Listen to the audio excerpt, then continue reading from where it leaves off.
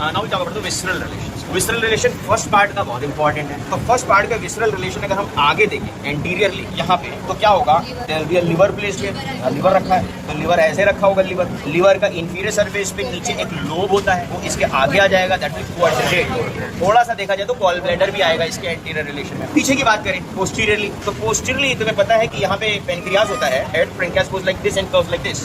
So in between यहाँ पे superior mesenteric when अंदर जाता है and splenic when runs behind the pancreas. Both of superior mesenteric when, splenic vein, they join to form a portal vein, and that is happening behind the neck of pancreas, and it's being embraced by the neck of pancreas. That portal vein will ascend up behind, यहाँ से इसके पीछे से निकल के आएगी। Portal vein goes like this behind the first part of the duodenum, और क्या पीछे से जाएगा, gastroduodenal artery। gastroduodenal artery क्या है? This is the branch from the common hepatic artery। common hepatic artery किसकी branch है? celiac trunk। celiac trunk से common hepatic that runs here along the upper border of the first part of the duodenum। तो उससे पहले भी एक artery रहती है, that artery supplies blood to the first part of the duodenum, and it is a special artery that's called the supraduodenal artery of Wilkie. Then after that it descends down behind the first part of the duodenum, and that gastroduodenal artery that will further down will split into two branches, superior pancreaticoduodenal, which splits on the anterior and posterior surface of the second part of the duodenum. उसके बाद after giving this gastroduodenal artery, now this common hepatic artery will be called proper hepatic artery। इस proper hepatic artery की फिर एक branch निकलेगी, that will be called right gastric artery।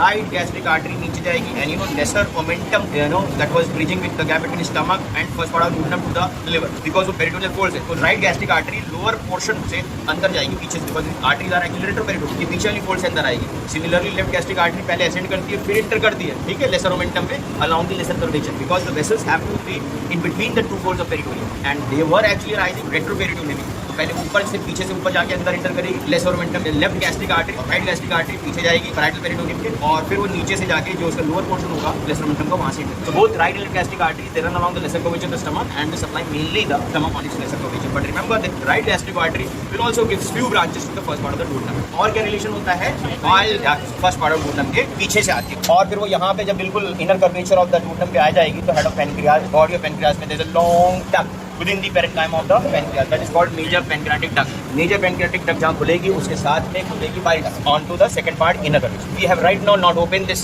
inner surface of the duodenum, I'll cut open and then expose it and I'll show you how it looks from inside। then remember actually pancreatic ducts में crossing होती है, there was a minor pancreatic duct जो uncinate process से आते हुए ऊपर आगे drain होती है, that is called duct of Santorini। first part के posterior relations हो गए, 3 हो गए, क्या क्या बताए, portal vein, gastroduodenal artery and bile duct। अब बात करते हैं superior में, वही artery है, frontal artery Wilkie, वो upper quarter चल रही है, posterior superiorly we find is foramen of Winslow। what lies below to this first part will be the head of pancreas।